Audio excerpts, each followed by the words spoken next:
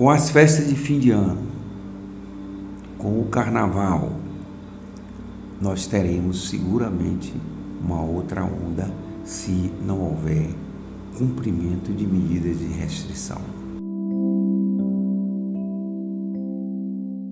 O alerta quem faz é o médico infectologista, PhD em imunologia e doenças infecciosas, Dr. Roberto Badaró. Ele também é o diretor técnico do Hospital Espanhol em Salvador, que é um centro de referência para o tratamento da Covid-19 aqui na Bahia. Então, enquanto a gente não tiver certeza que 80% da população está vacinada, qualquer festa e movimentos de aglomeração poderá causar um surto epidêmico de novo, que é o que a gente teme se não for controlada carnaval, essas festas. A coisa realmente merece muita atenção do serviço hospitalar, de estar preparado para receber esses doentes.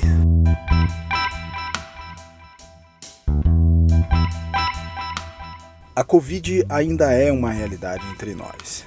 A vacina também, mas muita gente ainda não completou o esquema vacinal. Depois de quase 3 anos de pandemia, persistem algumas dúvidas. O que pode acontecer nos próximos meses? Novas variantes vão surgir? Uma nova onda se aproxima? Então, para responder a essas e outras perguntas, eu fui até o Hospital Espanhol. Eu conversei por algumas horas com o Dr. Roberto Badaró e também com a diretora da unidade, Silvia Herranz. Sejam todos muito bem-vindos, eu sou o Léo Marques e esse é o Conexão INTS, o seu podcast sobre saúde, gestão e tecnologia.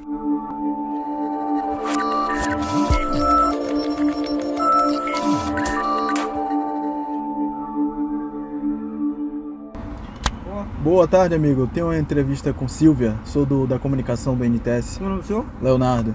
Bom, eu tô chegando aqui no hospital que é centenário, né? A criação do Espanhol data do século XIX. De lá pra cá muita coisa, muita história aconteceu aqui de frente pro Mar da Barra, né? Que é um dos principais pontos turísticos de Salvador.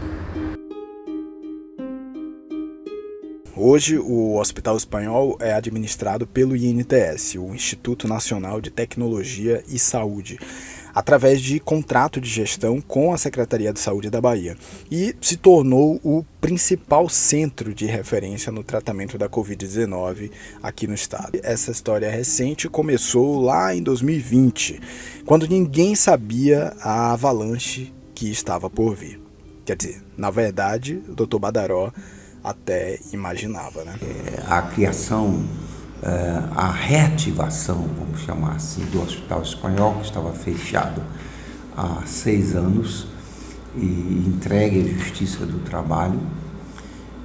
Eu, acompanhando a evolução da pandemia por ser consultor da Organização Mundial da Saúde para isso, com grupos que chamava um grupo secreto de consultores pelo currículo, pela capacidade de entendimento, a gente se reunia e decidia. Eu procurei o governador do estado, Rui Costa, sentei com ele no dia 14, 15, não me lembro bem, de março, e disse: governador, o senhor vai ter um grande problema. Os hospitais vão lotar de doentes e o senhor não vai ter onde colocar. Construir um hospital como a China fez em 2 meses, no Brasil é impossível. O senhor tem que reabrir o Hospital Espanhol, que está fechado há 6 anos, tem tudo lá, precisa fazer uma reforma grande, mais rápida, para a gente internar esses pacientes. E progressivamente o senhor vai abrindo outras unidades que forem necessárias, mas pelo menos o senhor terá 200 a 300 leitos à época disponível. Naquele ano, Silvia Herranz, que hoje é a diretora-geral do Espanhol, já atuava no INTS, só que em outras áreas, né? Coordenando áreas como qualidade, contratos, compras. O Badaró não lembra, mas eu estava aqui no dia com ele quando ele abriu efetivamente o Hospital Espanhol.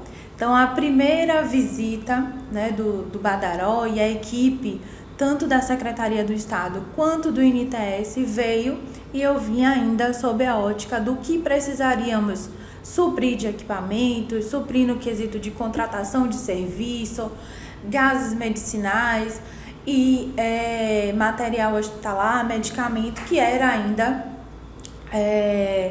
o meu escopo de trabalho. Com os crescentes casos de Covid-19 e toda uma população, digamos assim, muito assustada, né, com o que poderia acontecer, a reabertura do espanhol sob gestão do INTS despontava naquele momento como uma verdadeira esperança. Então, já no espanhol, mesmo que ainda não aqui como diretora, tínhamos esse desafio de implantar uma marca numa unidade fechada há 6 anos e à distância, pelo menos para os setores administrativos.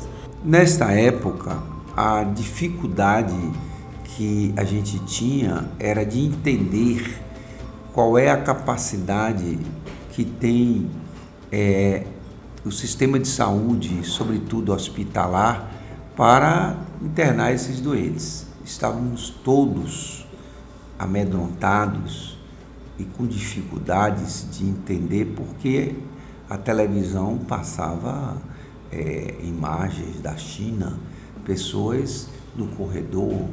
Construíram em menos de 2 meses um hospital imenso, mostrando que a pandemia estava se estendendo.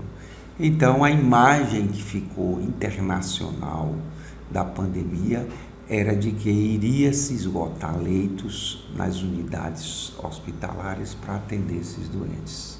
Essa foi a primeira mensagem que nós tivemos. Naquele março de 2020, o Hospital Espanhol foi efetivamente reaberto. Quase 300 leitos foram disponibilizados para cuidar dos infectados pela Covid-19. De lá para cá, milhares de vidas foram salvas, centenas de profissionais de saúde foram mobilizados. Nós tínhamos uma preocupação muito grande, que era a contaminação dos profissionais da área da saúde. Evidentemente que toda a recomendação paramental, máscara, luva, gorro, avental, tudo isso foi uma dificuldade grande e que desafiou as empresas que estavam administrando os hospitais de Covid a ter celeridade para isso, para poder prover esses materiais e não ter falta, e aí assustar o profissional da saúde e enfrentar o doente sem a devida proteção. Então, de uma maneira geral, foi essa o início e a criação da reativação do Hospital Espanhol Covid-19 para o primeiro enfrentamento da primeira onda da Covid-19. Bom, daí em diante a história se conta por si só, né? Vivemos tudo isso, infelizmente. O Brasil foi um dos países em que mais pessoas morreram por conta da Covid. Quase 700 mil vidas foram perdidas. Abrimos essa edição do Prime Time hoje mostrando os resultados positivos da vacinação em São Paulo. A queda e uma queda expressiva no número de óbitos entre as pessoas de mais idade que já começaram a ser vacinadas aqui no Brasil. A vacina chegou, né, tardiamente, mas chegou, e os casos graves começaram a diminuir. Na maior cidade do Brasil, a vacina já começou a mostrar seus resultados positivos. Em maio do ano passado... Tivemos 1, 2, 3, várias ondas de infecções, né? Números que caem, números que sobem. Fato é que hoje, de acordo com dados do Ministério da Saúde, mais da metade da população brasileira já recebeu ao menos 2 doses da vacina contra a Covid-19. Apesar de que autoridades sanitárias já recomendam 3ª e 4ª dose, né, de reforço devido às mudanças, às mutações que são sofridas pelo vírus.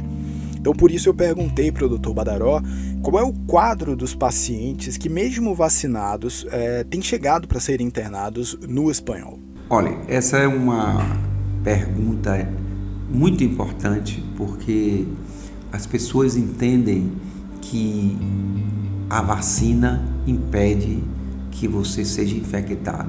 Nenhuma vacina, nenhuma existe. Você é infectado. Agora, se você tem anticorpos protetores, a doença ou é leve ou ela não se manifesta, ou seja, ela fica assintomática. Você continua transmitindo o vírus por um período pequeno, mas não faz a doença. Então essa foi a primeira confusão que as pessoas começaram a ter, é que achando que se tomasse a vacina ele não iria se infectar. Isso não é verdade, que hoje nós estamos na 6ª variante, né? Seja as primeiras, alfa, beta, gama, delta, e a Ômicron e as variantes da Ômicron, que pessoas imunizadas, vacinadas, mesmo com 3 doses, elas se infectam, mas não fazem a doença grave. Mas assim, doutor, então por que hoje, né, dezembro de 2022, quando a gente grava essa entrevista aqui, temos na unidade pacientes graves com Covid-19? O perfil dos doentes aqui são doentes com vacinação incompleta ou que não tomaram a vacinação. Ou o indivíduo, mesmo vacinado, mas com comorbidade, ou seja, com doenças dele crônicas severas. Então, a vacina, ela protege contra doença grave. Diminuiu a taxa de internação, tanto que até a chegada da variante Ômicron nova, a taxa de internação aqui no hospital caiu dramaticamente. Chegamos a ter internado 245 doentes e no final de setembro, outubro, nós estávamos com 20 pacientes apenas internados, acreditando-se que havia acabado a pandemia. Eu gosto sempre de fazer uma referência, uma comparação com o primeiro-ministro da Inglaterra, Winston Churchill, que quando em 1945 acabou a Segunda Guerra Mundial, a Europa completamente destruída. Se você olhar as figuras dos filmes, é realmente uma coisa triste, os prédios derrubados, tudo. E aí perguntaram a ele, acabou a guerra? Ele disse, isto não é o fim, nem mesmo o começo do fim, mas talvez o fim do começo. Quer dizer, que a pandemia é isto. Nós estamos no fim do começo. Nós sabemos hoje que existem várias variantes e que a gente pode proteger de doença grave, que existia em 2020, a gente não tinha nada o que fazer, nem medicamento, não tinha nada para tratar o doente, apenas recomendações que apareciam na literatura e tratamentos sintomáticos. O paciente está com insuficiência respiratória, intuba, o paciente está com hipoxemia, dá oxigênio, o paciente faz uma infecção bacteriana, uma infecção hospitalar, dá antibiótico a ele. O paciente, às vezes, chega com um quadro associado de insuficiência renal, dialisa-se ele, faz o programa de diálise. O paciente tem insuficiência cardíaca grave, você tenta fazer com que o coração dele trabalhe menos, você provê alimentação parenteral, enfim. Hoje, nós já não mais padecemos do começo. O fim do começo já esteve. Agora nós estamos vivendo uma nova fase. Ô Silvio, então hoje o que é que você considera que é o maior desafio de operacionalizar uma unidade como o Hospital Espanhol? Principalmente você, né, que já teve experiência de gestão de UPA, unidade de pronto atendimento, como é que você poderia fazer essa diferenciação para a gente? Atualmente, Léo, o nosso maior desafio aqui dentro do Hospital Espanhol é, de fato, o perfil desse paciente. O perfil do paciente que anteriormente o Hospital Espanhol tinha, sobretudo, era o tratamento da Covid. Hoje, a gente recebe o nosso perfil do paciente como esse paciente, obviamente, menos letal, no entanto, com comorbidades descompensadas, muito similar ao que a gente recebe na UPA. Então, o que eu tenho enquanto perfil UPA? Paciente pré-diabético, paciente com obesidade, paciente hipertenso, paciente com uma possível infarto.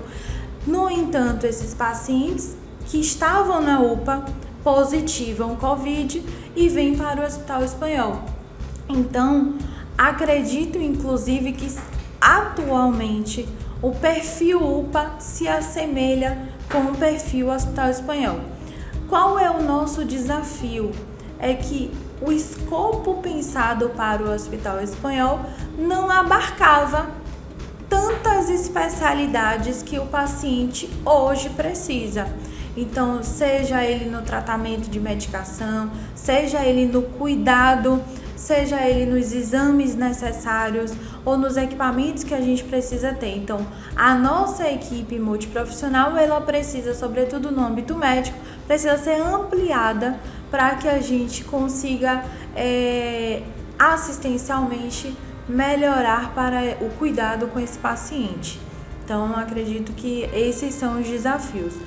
Obviamente que aí o Badaró pode relatar com propriedade de causa, no início do Hospital Espanhol, o medo do desconhecido ou do como esses fluxos precisavam ser construídos e essas variações de fluxo para que de fato fossem assertivas era muito latente, era muito presente. Então, as drogas a serem utilizadas, a padronização, o cuidado, qual era o fluxo para que a gente tivesse preservado a vida dos colaboradores e que eles não se contaminassem, por exemplo, ao tirar os equipamentos de proteção. Isso foi vivenciado de forma muito latente nos anos anteriores. Hoje a gente já tem uma equipe muito mais madura e consciente no que deve ser feito no tratamento da Covid e no como fazer a coisa. Então, eu considero que a gente tem expertise e, de fato, uma chancela para o tratamento da Covid-19.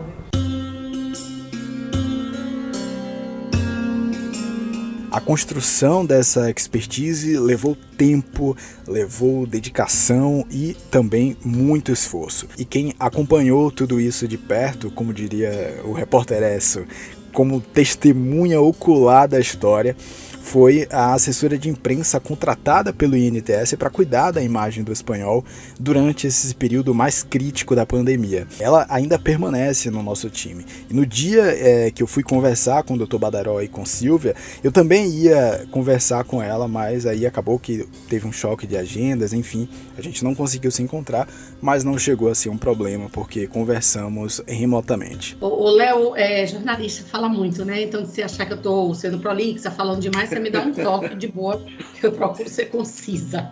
Mulher jornalista, meu irmão, já fala muito. Mas é isso, a gente quer mesmo ouvir as histórias, faz parte. Marília Simões é jornalista e desde 2020, na abertura do Espanhol, ou melhor, na reabertura, não é, do Espanhol, ela ajudou a escrever, tem ajudado a escrever essa página da história. Eu trabalho em jornalismo como assessora de imprensa há mais de 30 anos em unidade de saúde, e isso me trouxe uma bagagem. E eu não tenho a menor dúvida em dizer que esse foi o maior desafio da minha vida profissional. Apenas eu, e somente eu, enquanto jornalista na Bahia, tinha autorização para estar ali.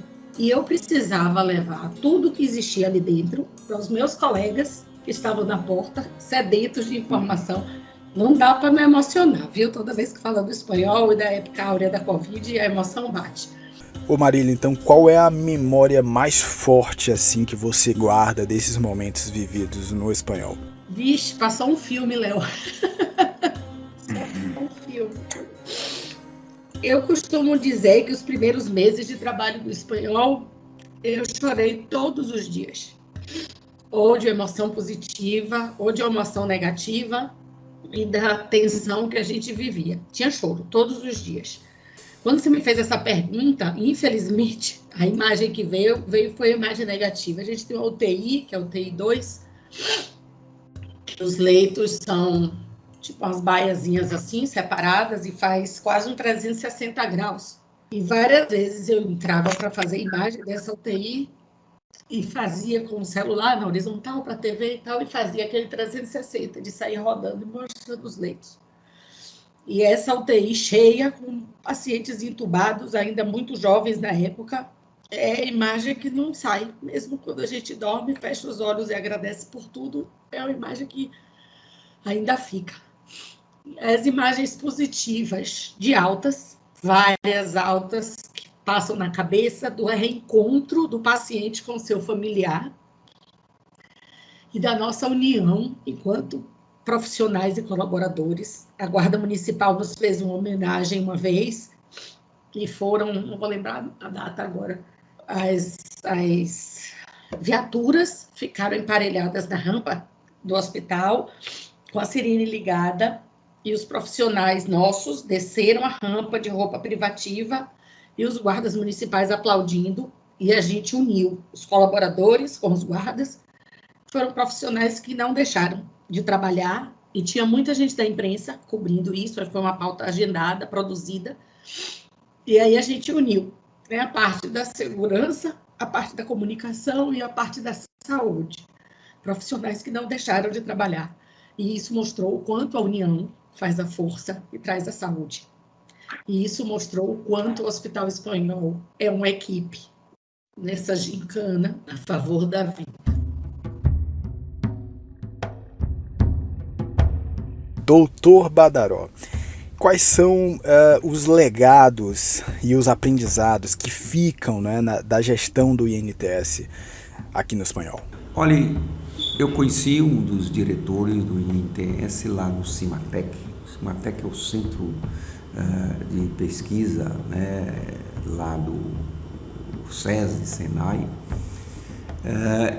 Eu estava desenvolvendo algumas pesquisas, inclusive desenvolvendo a câmara de descontaminação, e conheci um dos diretores, o Ian, e ele me levou para disse, olha, nós queremos que o senhor nos ajude a montar a estrutura, a nos preparar para enfrentar hospitais que nós vamos administrar de Covid-19. E eu passei, logo no início da pandemia, eu passei lá os 4 primeiros meses em que a pandemia estava ocorrendo, servindo lá, sentando com eles, estruturando as coisas lá na sede do INTS.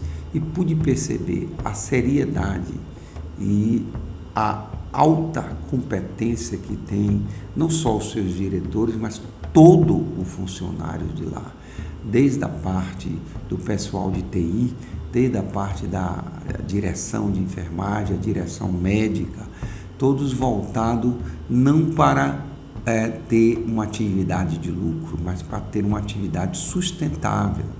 E o INTS para mim hoje, sem nenhum, eu não sou sócio do INTS, não tenho nenhum interesse, é uma das melhores, que eu diria, unidades de prestação de saúde, né, de prestação de administração em saúde do país. Durante a fase mais aguda da pandemia, o INTS administrou hospitais de campanha para o enfrentamento ao Covid-19 também em São Paulo e em Goiás. Silvia também falou um pouco sobre os legados conquistados a partir da experiência do Espanhol. Na necessidade e na ausência bem assertiva na fala de Badaró, na ausência do familiar aqui dentro, a gente precisou fortalecer algo que é comum em todas as unidades gerenciadas do INTS, que é a humanização. Então, eu vou considerar que a nossa missão realmente é cuidar e cuidar de forma humanizada. Para isso, o serviço de psicologia e tantos outros serviços que a gente tem aqui, envolveu o paciente, a família e também o colaborador em algumas ações.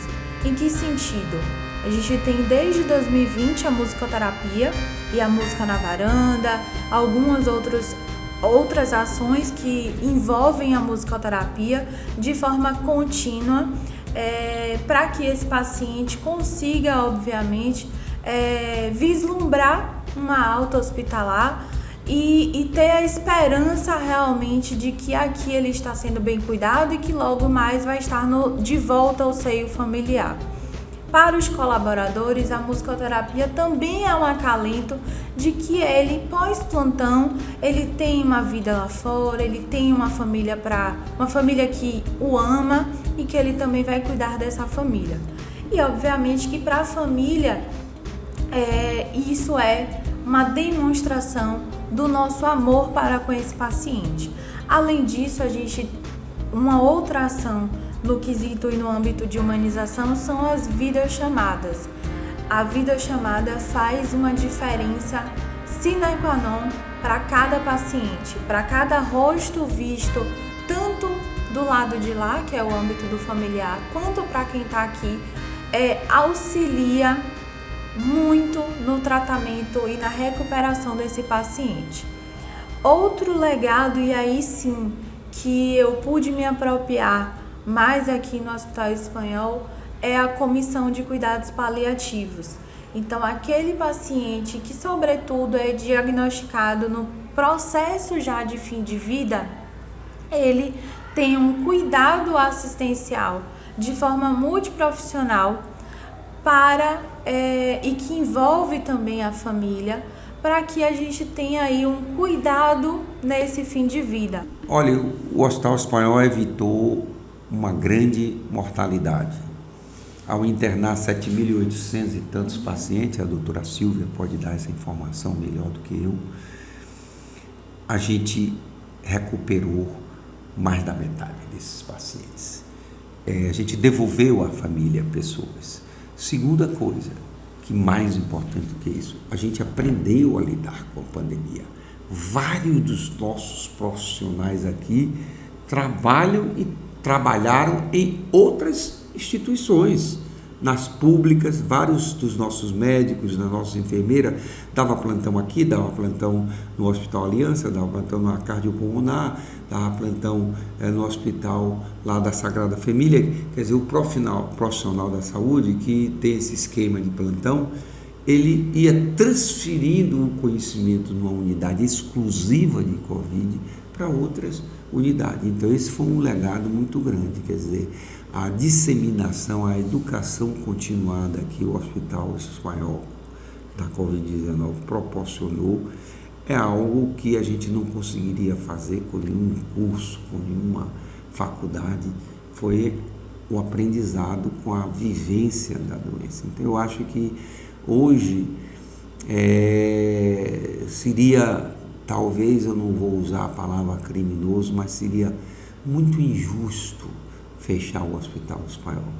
Ele deve ser equipado, deve ser continuado para cuidar de situações complexas, porque aqui se aprendeu muito a lidar com complexidade, com intubação, com ventilação. Então, um hospital desse é muito útil para um sistema de saúde que vive e viverá outras pandemias. Doutor Badaró, eu não posso encerrar sem te fazer uma pergunta, né? Você que esteve aqui desde o dia 1, né, e esteve nos momentos mais críticos da pandemia de Covid-19, à frente aqui desse trabalho no Hospital Espanhol, e quando a mortalidade da Covid estava altíssima, quando a gente ainda não tinha vacina, enfim. A pergunta é, você teve medo? Olha, eu vou lhe dizer uma coisa que às vezes a pessoa diz, eu sou uma pessoa muito religiosa, eu sou católico, eu sou uma pessoa que não tenho ansiedade com as coisas e não tenho medo da morte, porque quem tem medo da morte não acredita na transcendência, não acredita que você não termina aqui. Eu acredito que a gente não termina aqui. Seria uma injustiça muito grande, né, do mundo, que a gente constrói um talento, faz tudo e em um segundo aquilo se perde, né? Eu acredito que os espíritas são mais profundos, que é que seu espírito sai e se reencarne em outras pessoas. Então eu procuro exercer a minha fé dizendo, se morrer, eu não acabo. Então, eu nunca tive medo da Covid, nunca tive medo de morrer.